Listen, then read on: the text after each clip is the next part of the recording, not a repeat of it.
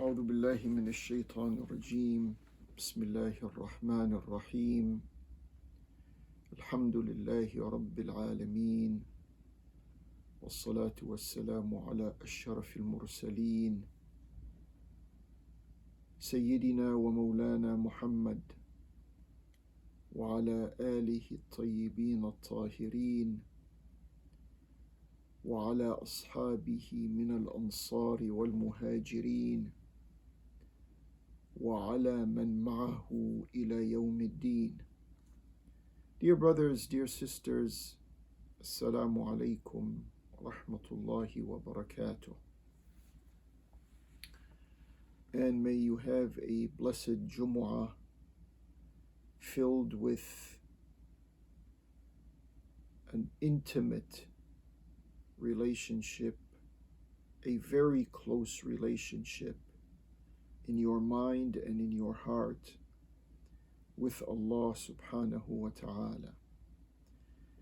This week we will pursue the second rail, which is understanding Bani Umayyah, and first and foremost, of course, understanding their head honcho Muawiyah. As a quick reminder, we are pursuing this information, of course, as best as we can, shedding light on Bani Israel and the havoc and the instability that they have caused within the scriptural community of their own selves and of the world. And parallel to that, we are pursuing Bani Umayyah and the havoc and instability that they have caused during their time in power, which was immediately after the command and control of the Khulafa and the two Imams, Al-Imam Ali and Al-Imam Al-Hassan. And we should have it very clear in our mind that these are the two blocks of power mongers and self-serving classes of individuals and people that now in our time have come together. Notice what is called the Abraham Accords, and pay attention to the development of political and bilateral and multilateral relationships between those who are ruling in Muslim countries. Those are the rulers who are not the biological descendants of Bani Umayyah, but the ideological descendants of Bani Umayyah, of King Muawiyah and the Umayyi and Abbasi, etc., rulers, dynastic rulers on one side, and then Bani Israel, their rulers who have colonized Palestine, and the control and command that Bani Israel has over the influential powers of the world. Now they find common purpose. They had common purpose early in our history. Many of us are not aware of that, because history is always written by those who are victorious. Those who lose in the materialistic or in the physical sense, those who lose in wars, they don't write history. But Allah subhanahu wa ta'ala has the final word on these. Allah subhanahu wa ta'ala and His Prophet, may Allah's peace and blessings be upon him, They have the final word on these types. So today we will begin by speaking about Muawiyah. Muawiyah is considered by both Sunnis and Shi'is to be a Khalifa. When the Sunnis say Muawiyah, and remember here I have to clarify, when we say Sunnis and Shi'is, we are speaking about the numerical abundance of those who call themselves Sunni and those who call themselves Shi'is. Not 100% of them, but the good majority of them. So when the Sunnis say Muawiyah was a Khalifa, they impart to him a positive designation. When the Shi'is say Muawiyah is a Khalifa, they impart to him a negative connotation. But both of them, they say Muawiyah was a Khalifa, and both of them are wrong.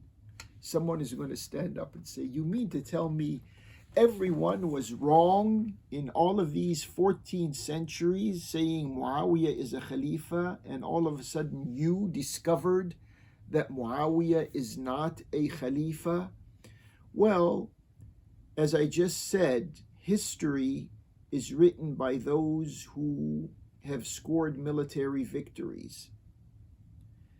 And those who have not scored military victories, they know that Muawiyah was not a Khalifa. Sunni scholars who were not establishmentarian sellouts know that Muawiyah was not a Khalifa on the order of Abu Bakr, Umar, Uthman, and Ali. Shia scholars also, who are not emotionally reactive, know that Muawiyah was not a Khalifa in the image of the other Khulafa. Unfortunately, it is those who have the louder voices who continue with all the opportunity they have right now to reconsider this verbatim description of Muawiyah, to call him, just dig up the information like we're trying to do right now. We're going to dig up some information that is there in the books. We are supposed to be the ummah of Iqra, the ummah that reads. And with the books that we have, we don't read. And some of us, when we read, we don't want to understand. We don't want to critically read. So our problem is, meaning both Sunnis and Shi'is, our problem is the Sunnis want to extend the virtue of the Khulafa to Muawiyah and the rulers thereafter. They make a mistake there. The Shi'is want to extend the vices of Muawiyah and such rulers all the way back to the Khulafa, and they make a mistake there. And we're trying to correct these mistakes by not by trying to antagonize anyone or by trying to knock heads with anyone, just by presenting the information as it is. So let's take, as we said, right now we're going to deal with Muawiyah. There was a faqih, an Islamic scholar, whose name was, for short, Al-Awza'i, Abdul Rahman Al-Awza'i. He was a faqih on the order of Abi Hanifa, Al-Shafi'i, Al-Imam Zayd, Al-Imam Ja'far, Malik, Ibn Hanbal. He was in the same class of scholars. Al-Layth ibn Sa'd in Egypt. But Al-Awza'i's fiqh did not survive. Just like we have in Egypt, Al-Layth ibn Sa'd, his fiqh did not survive. And it would make an interesting, maybe PhD thesis for some of you who are embarking in this area of studies, to look into why certain fuqaha. At-Tabari was a faqih. Everyone knows At-Tabari as a historian, but he had his own school of thought. So why did this would be interesting for those who have the time and the qualifications, of course, and sincerity, goes without saying, to look into why some of the fiqh of some of these scholars survived and the scholarship or the fiqh of other scholars did not survive.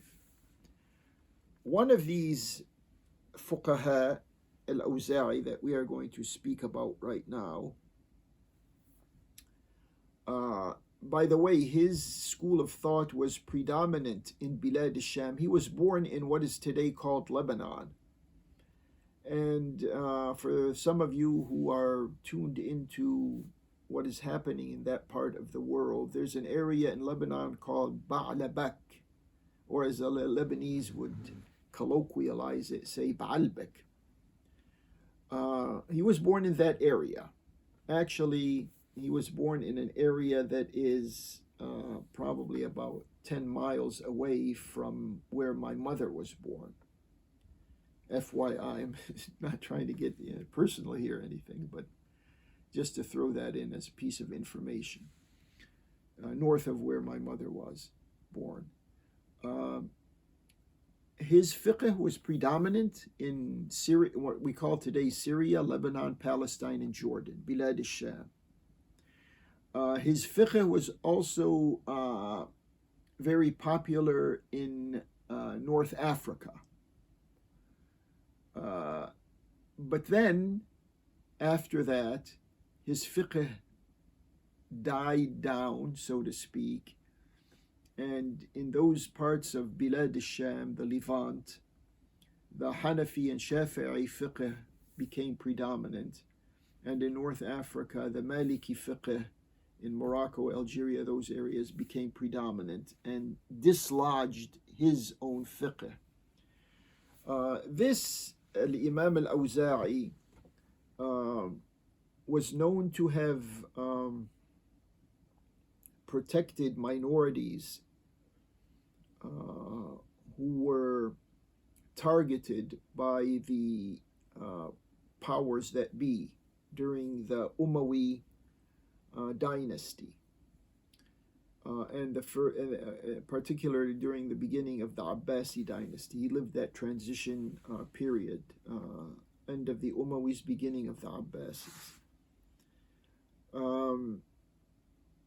And there's even a section of Beirut that is called Al-Awza'i, a district in Beirut called Al-Awza'i, in commemoration of this faqih. Anyways, now let's go back to our focus here. He said, Al-Awza'i said, in the stature that he had at that time, ما أخذنا العطاء حتى شهدنا على علي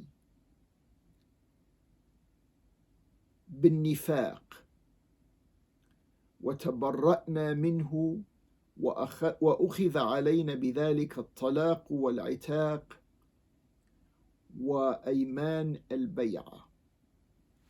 What this means is, we were not given our stipends, our salaries,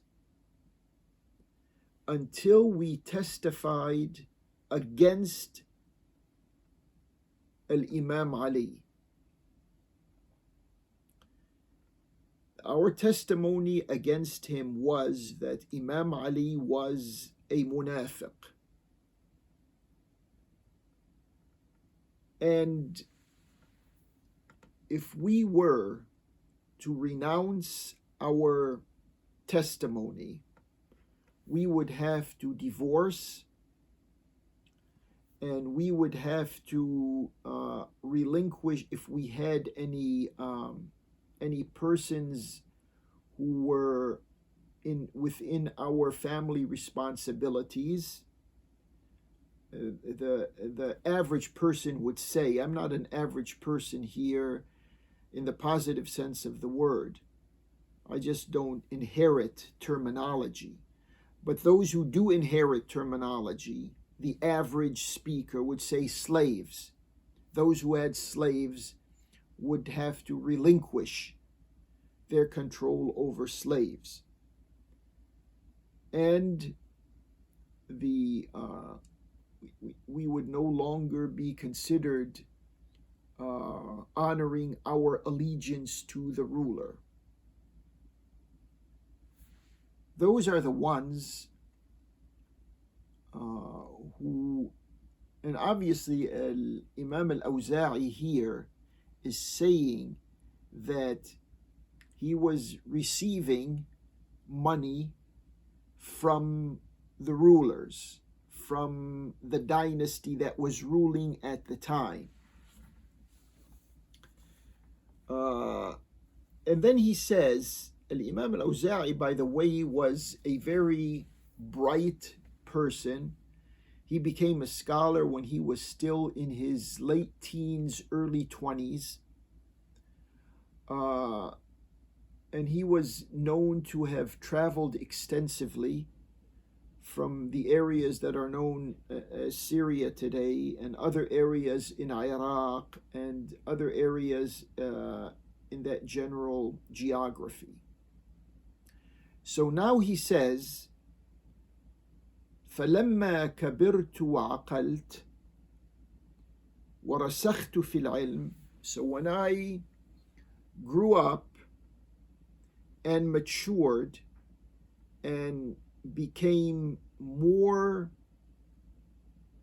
researched in my studies, قلت ما هذه القضية. I said to myself, now what's this issue?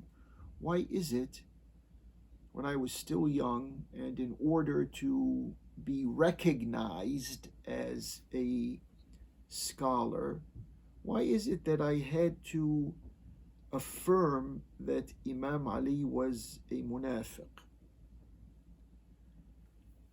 هذا علي عليه السلام. He said, this is Ali alayhi salam. Now, some traditionalists who have been schooled in the Saudi system, educational system, financial system, those who have been brainwashed would say, why do you say Ali alayhi salam? They object to someone saying alayhi salam when the name al-Imam Ali is mentioned. If you were to read closely, those who object, if they were to take al-Bukhari, the Sahih of al-Bukhari, the book of hadith written by al-Bukhari, read it very carefully, they will find that al-Bukhari himself says al-Imam Ali alayhi salam. He uses the words alayhi salam, peace be upon him, 4 times in his Sahih, in the book of Sahih al-Bukhari. And he says concerning the Prophet's daughter Fatima alayha salam, he mentioned, when her name is mentioned, he says alayha salam, peace be upon her, more than 4 times. If you read closely, not blindly.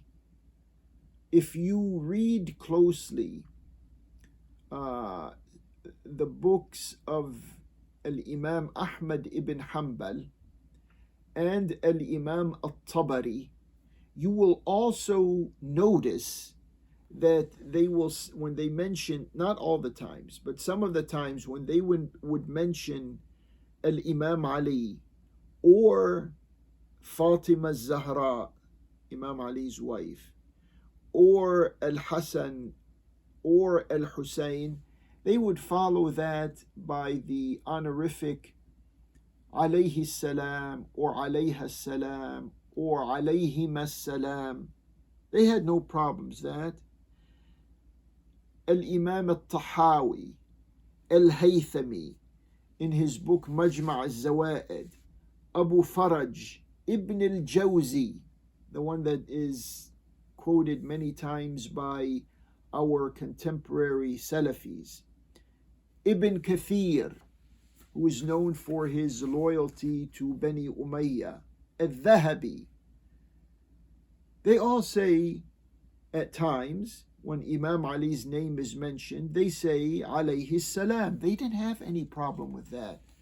So if they didn't have any problem with that, and you know, or I think, and I suppose, and I assume you know who they are, their scholarly status, so why should anyone in our time have any problems when Al-Imam Ali is mentioned to say alayhi salam? When the daughter of our beloved Prophet, who is beloved to all of us, when we mention her name, we say alayha salam. We are stingy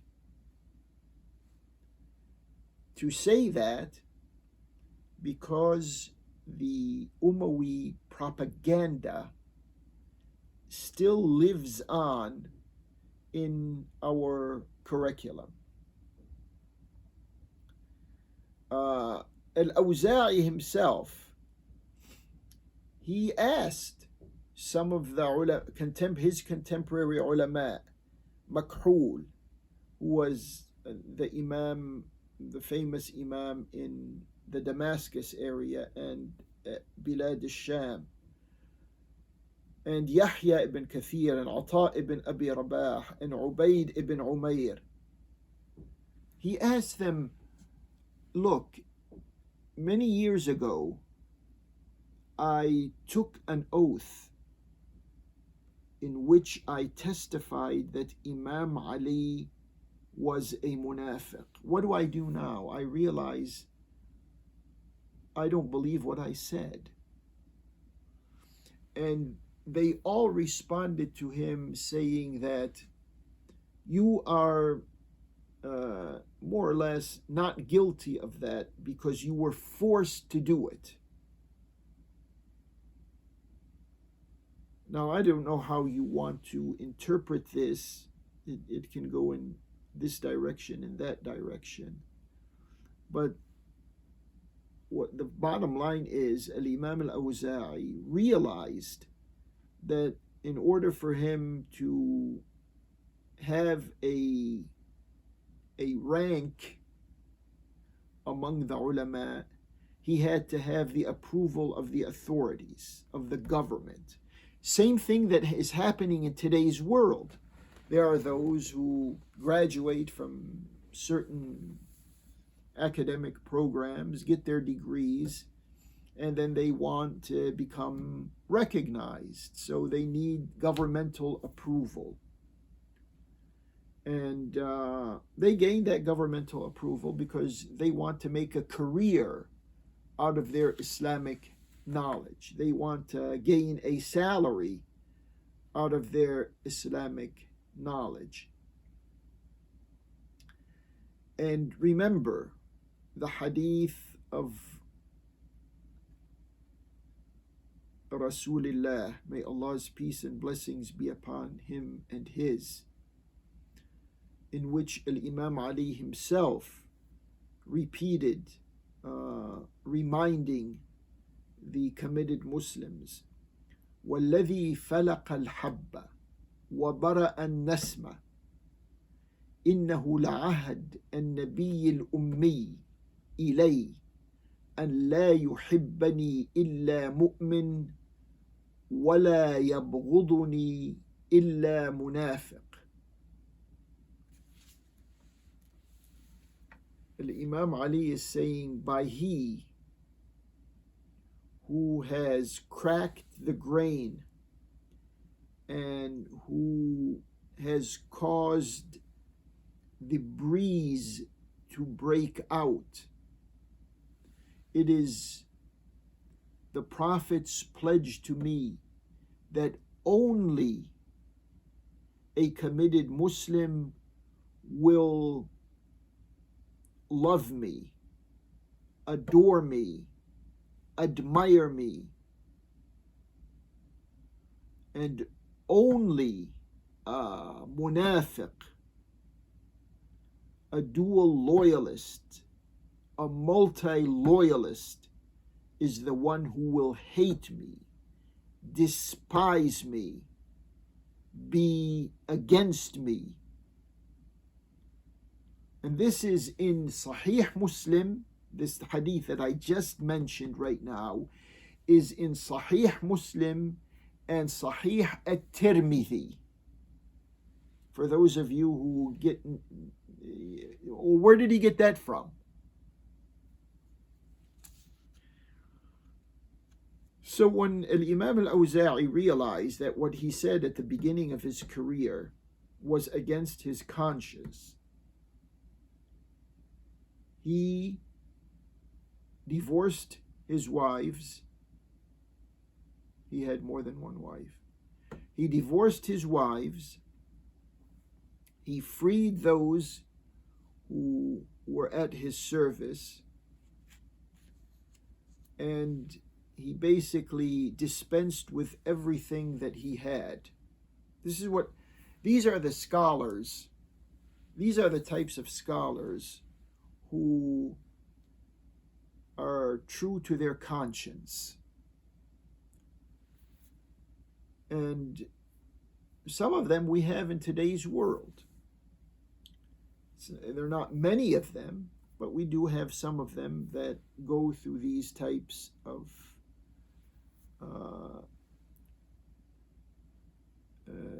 maturing phases. There's another scholar called Sufyan al-Thawri. He, just like Imam al-Awza'i, was true to his conscience when it came to Imam Ali. It is, to the best of my knowledge, he has never mentioned anything negative about Imam Ali. Muawiyah, all of this is because Muawiyah and his control, the dynastic control that he had. There was a Sahabi, his name was Hujr ibn Adi, was killed by Muawiyah, a Sahabi. You see, one of the inferiority complexes that we have inherited is that that first generation that lived with the Prophet, some people elevate all of them to the status of a Sahabi. And when someone is called a Sahabi, then he's off limits. We can't speak about his virtues and his humanity. We can't speak about his humanity. And Allah subhanahu wa ta'ala in the Quran, when the prophets did something incorrect, he would correct them. The Sahabis cannot be corrected. Sahabis cannot. Anyways, Hujr ibn Adi was a Sahabi. And for those of you who consider Muawiyah a Sahabi, I don't. I have to be frank with you. He's a taliq. He is not a Sahabi. But for those of you who do, then why did Muawiyah kill Hujr ibn Adi? Ask yourself that. And he killed him when he was handcuffed. And how did he kill him? How did Muawiyah kill Hujr ibn Adi? He cut off his head. What do you say about a person like that? We're just beginning to scratch the surface right now. He did so. Why did Muawiyah do something like that? Because Hujr ibn Adi would not distance himself from Imam Ali. He would not say bad words. He would not accuse Imam Ali of any crime or wrongdoing or things like that. And Muawiyah got so upset that he had to get rid of him. Just like today's rulers. If there are people of knowledge who take issue with them, they get rid of them. It began with Muawiyah and it continues up until this day. And we have to begin to open our eyes. And we have to begin to see the world as it was and as it is. May Allah increase our knowledge. May Allah be with us. And may Allah give you a day and a week and a lifetime of His presence and help. وصلى الله على محمد وآل محمد والسلام عليكم ورحمة الله وبركاته.